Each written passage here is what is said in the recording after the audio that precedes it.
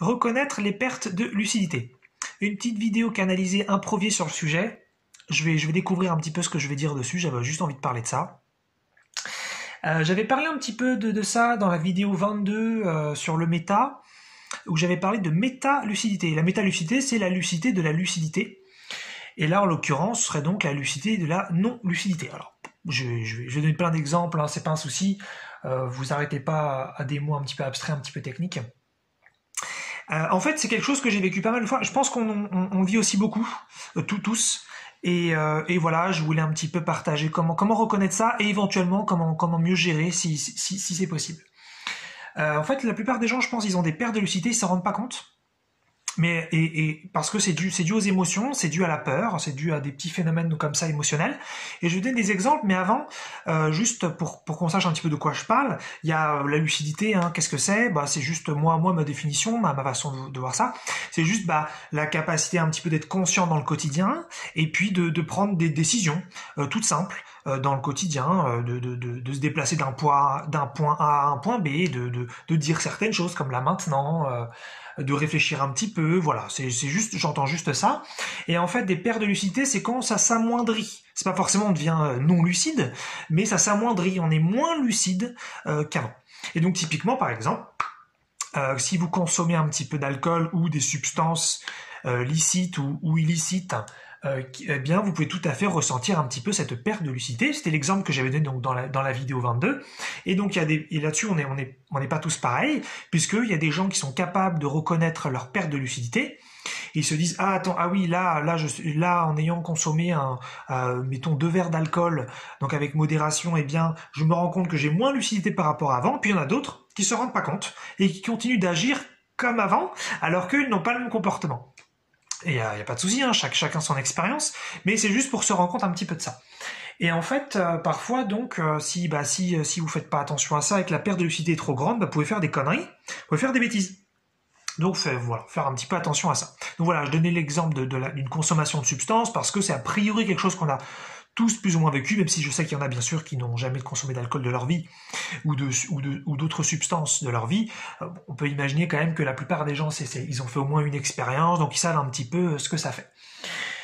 Mais notre perte de lucidité auquel donc on pense pas et qu'on vit tous, et pas forcément quotidiennement, mais en tout cas régulièrement, ce sont donc les pertes de lucidité dues aux émotions. Et ça, c'est un phénomène assez intéressant, je pense, à connaître pour ensuite éventuellement s'en rendre compte quand ça se présente.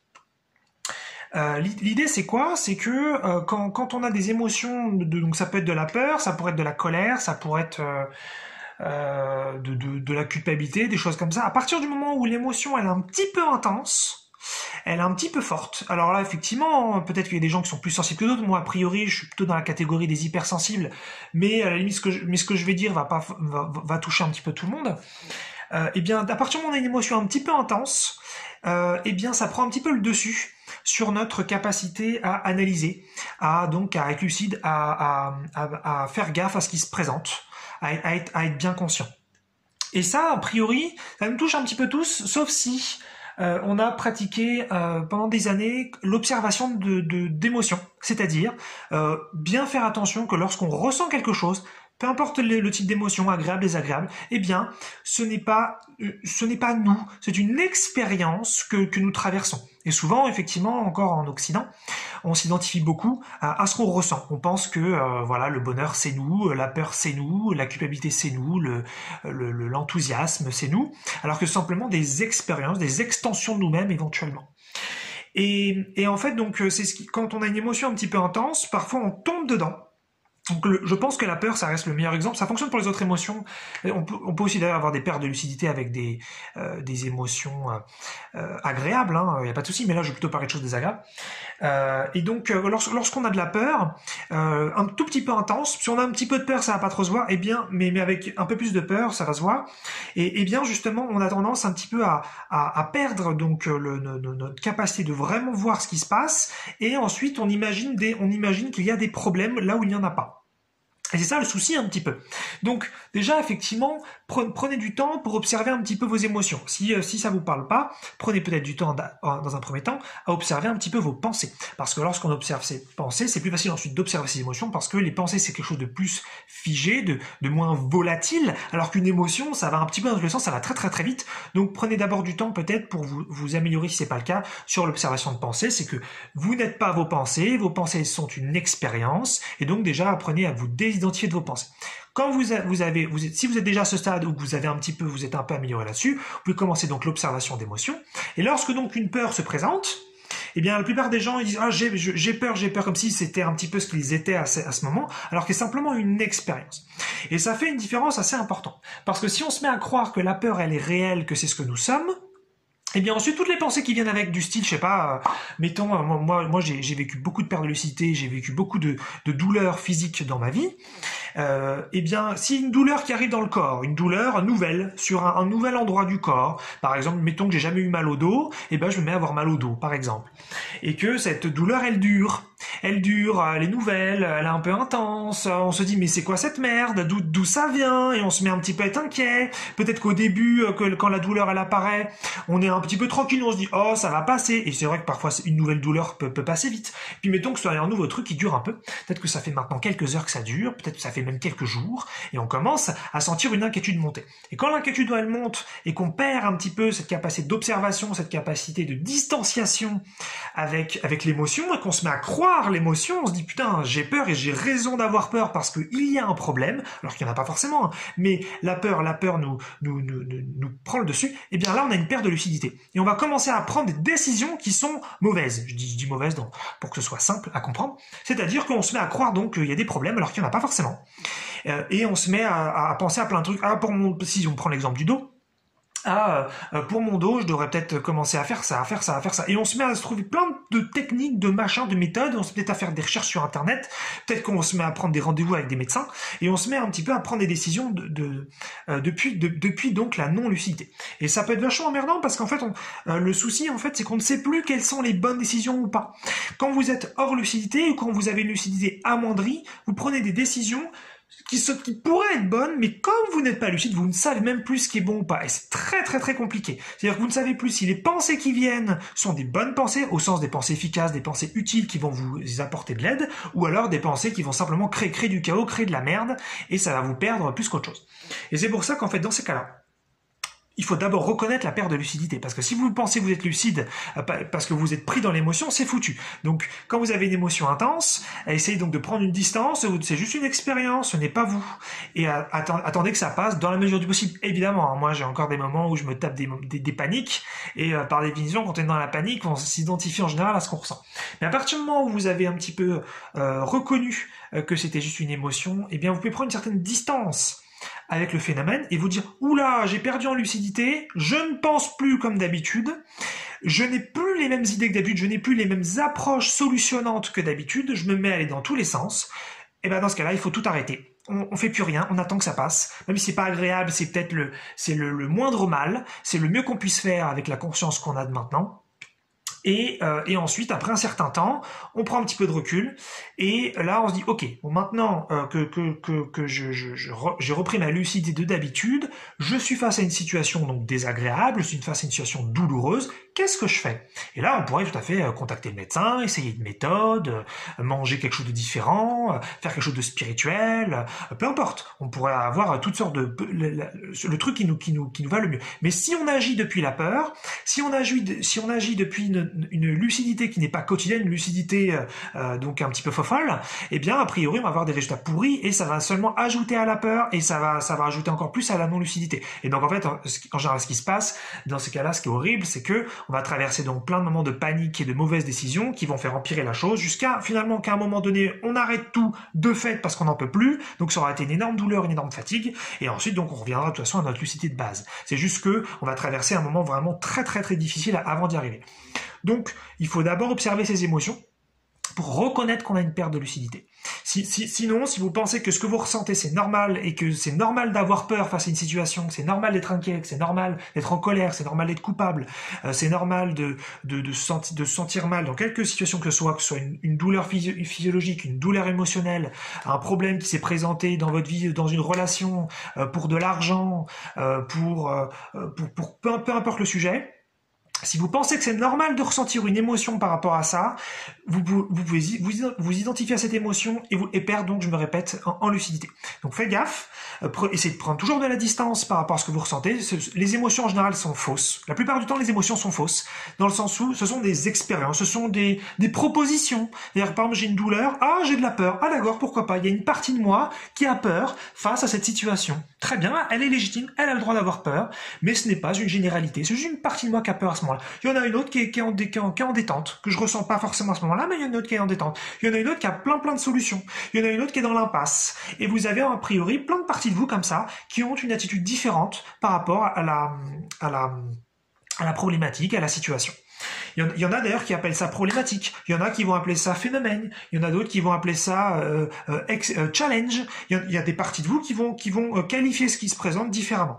Donc faites toujours gaffe parce qu'il y a pas mal de gens effectivement qui s'identifient aux émotions, hein, c'est normal, quand on n'est pas très spirituel, même moi qui ai beaucoup observé ça, je me fais encore avoir quand même de temps en temps, donc je sais ce que c'est. Mais en Occident, on n'a pas du tout l'habitude d'observer nos émotions, d'ailleurs on est paradigmé par on a peur et c'est normal d'avoir peur face à telle situation. Hein. Si je regardais un petit peu l'actualité, on associe toujours des situations à des émotions. C'est normal d'être heureux dans telle situation, c'est normal d'être malheureux dans telle situation, alors que pas du tout. Ce sont simplement des expériences, ce sont simplement des parties de chacun qui s'expriment. Et c'est absolument pas des fatalités, mais pour ça il faut apprendre à observer et se désidentifier des émotions. Et donc, quand vous observez de plus en plus les moments où vous êtes moins lucide qu'à d'autres, dans ces moments-là, vous arrêtez. Surtout, vous ne prenez plus de décision dans ces moments-là. Vous attendez que ça se passe, vous attendez que ça se calme. Bien sûr, dans la mesure du possible, ce sera pas toujours possible, hein, voilà. Et de temps en temps, vous prendrez des décisions pourries, et puis c'est pas grave, hein. Vous aimerez quand même en train de le faire. Et puis, donc, voilà, ça limitera la casse.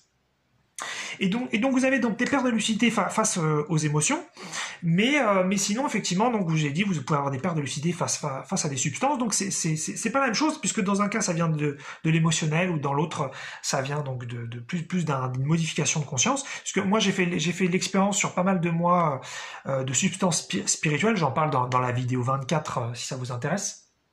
Et typiquement là vous avez une modification de conscience, vous avez une modification de lucidité, donc là c'est pas dû à des émotions, mais c'est une modification de l'esprit. Et donc dans ces cas-là, ce qu'il faut faire, c'est on ne fait plus rien, on attend, on coupe tout ce qui est électronique, on n'est plus actif, éventuellement on réfléchit, on pense, et on fait le minimum du minimum, c'est-à-dire manger, aller aux toilettes, éventuellement rester debout, piétiner un peu, marcher un tout petit peu, mais c'est tout. Voilà.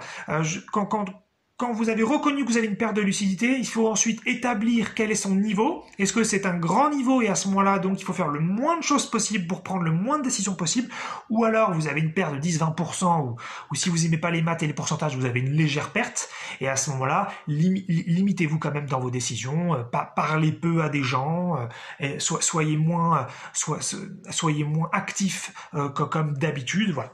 C'est ça en fin de compte. Parce que sinon, si vous pensez que vous êtes lucide comme d'habitude et que vous agissez comme d'habitude, vous allez faire plein de bêtises. On peut faire des choses qui seront pas très graves, et on s'en rendra compte donc après coup. Mais il y a des décisions parfois qu'on peut prendre qui sont vraiment emmerdantes. Donc faites attention à ça.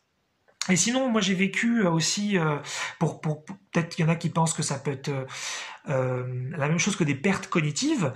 Pas forcément. Si par exemple on prend un cas malheureux comme l'Alzheimer, effectivement, là on a les deux qui se mélangent. Et qu'effectivement les personnes, à un moment donné, elles ont des pertes de mémoire, elles ont des pertes cognitives, mais elles ne se rendent même plus compte qu'elles l'ont. Donc là, ça veut dire qu'elles ont perte de lucidité plus perte cognitive. Mais on peut tout à fait effectivement se rendre compte qu'on perd la mémoire, se rendre compte qu'on perd ses mots, se rendre compte qu'on est moins cerveau gauche, qu'on est moins analytique dans le présent, et donc si on s'en rend compte, c'est qu'on n'a pas perdu sa lucidité. Donc moi j'ai vécu une période absolument horrible où pendant une dizaine de jours j'avais des pertes cognitives et donc comme je viens de dire voilà je perdais des mots, il y avait des mots que je ne trouvais plus alors que d'habitude je les trouvais. Pourtant j'avais rien fait de spécial pour ça, je le précise, ça s'était mis en route comme ça tout seul. Je pensais que c'était une ouverture spirituelle, c'était quelque chose finalement d'assez étrange et pour autant j'étais lucide de la situation. Je voyais bien ce qui m'arrivait, je perdais en capacité d'analyse, en capacité peut-être voilà, de trouver mes mots, de trouver de la mémoire. J'oubliais pas mal de trucs, mais je savais bien je voyais bien ce qui se passait. Donc c'est pas tout le temps la même chose. C'est-à-dire on pouvait vraiment avoir des pertes de lucidité et être excellent en cognition. Et vous pouvez aussi donc avoir des pertes cognitives et avoir votre lucidité. Mais bon, dans tous les cas, l'idée de cette vidéo, c'était essayer de remarquer ça un petit peu et surtout, faites attention à vos émotions, faites attention aux émotions intenses. Ça marche aussi donc pour les émotions agréables. Vous pourriez vous sentir très très heureux et super bien et vous dire oh, et puis là vous commencez à prendre plein de décisions. Peut-être je sais pas, vous mettez à acheter plein de trucs parce que vous vous sentez super cool et vous dites ah c'est super sympa. Peut-être que vous faites un peu n'importe quoi à ce moment-là. Peut-être que vous n'aviez pas l'argent pour. Je donne peut-être des clichés, mais ça marche aussi très bien. Donc quand vous avez une émotion, sachez que ce n'est pas vous, c'est une expérience, c'est en général temporaire. Il existe effectivement des niveaux beaucoup plus élevés où on peut choisir nos émotions et on peut les créer, mais pour l'instant, à ce stade de conscience d'humain, on n'y est pas, et donc en général, on subit un petit peu ces émotions, donc faites gaffe, et quand l'émotion prend le dessus, c'est que vous avez perdu en lucidité. Donc dites-vous ça. Moi ça m'arrive encore de temps en temps, où je me mets à avoir vachement peur sur un truc, et je vais avoir plein de pensées qui essaient de trouver des solutions. Oh là là, on a perdu en lucidité, on arrête, on fait plus rien, on n'agit plus, on attend que ça passe. Voilà. Donc là, c'est de la métalucidité, comme je disais au début. Donc voilà, essayez de reconnaître un petit peu ça, vous verrez, c'est très intéressant. On s'en rend pas compte, en fait, quand on a des pertes de lucidité. Et comme ça vous permettra aussi de découvrir qu'en fait, peut-être la plupart du temps, justement, vous êtes bien conscient de ce qui se passe et vous vous rendrez plus compte, justement, vous serez plus conscient de votre propre lucidité du moment.